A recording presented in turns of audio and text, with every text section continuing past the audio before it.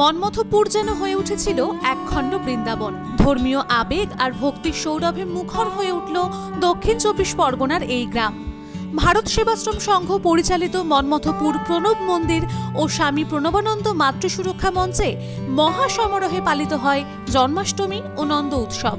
শতাধিক ভক্ত, সন্ন্যাসী এবং স্থানীয় মানুষজন এই অনুষ্ঠানে অংশগ্রহণ করেন।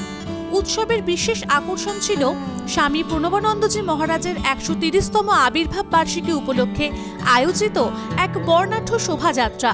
প্রণবানন্দ বিদ্যা মন্দিরের ১৩০ জন ছাত্রছাত্রী ভগবান শ্রীকৃষ্ণ ও মা যশোদার সাজে অংশ নেয় এই শোভাযাত্রায়। শিশুরা যেন হয়ে উঠেছিল স্বয়ং কৃষ্ণ ঠাকুর।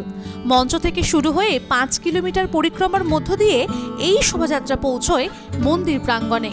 পথের দুই ধারে দাঁড়িয়ে থাকা মানুষের হাতে শ্রীকৃষ্ণ রূপে সেজে থাকা বালকেরা বিলি করে নাড়ু ও তালের বড়া, পায়েস, ননি আর জল বাতাসা দিয়ে ভক্তরা নিবেদন করেন তাদের হৃদয়ের শ্রদ্ধা। এই দৃশ্যগুলো যেন প্রাণ ছুঁয়ে যায়। মন্দিরে অনুষ্ঠিত হয় বিশেষ পূজা, ভজন কীর্তন ও ধর্মীয় আলোচনা সভা। আশ্রমের সন্ন্যাসীগণ শ্রীকৃষ্ণের জীবন দর্শন ও স্বামী প্রণবানন্দজির সেবামূলক কর্মকাণ্ডের কথা তুলে ধরেন। বিকেলে বিতরণ করা হয় প্রসাদ ও বস্ত্র। এই আয়োজনে মনমথপুরের আকাশ বাতাস ভরে ওঠে ভক্তির সুরে। শিশুরা যেমন মেতেছে কৃষ্ণরূপে, তেমনি সাধারণ মানুষও পেয়েছেন এক হৃদয়গ্রাহী আধ্যাত্মিক অভিজ্ঞতা।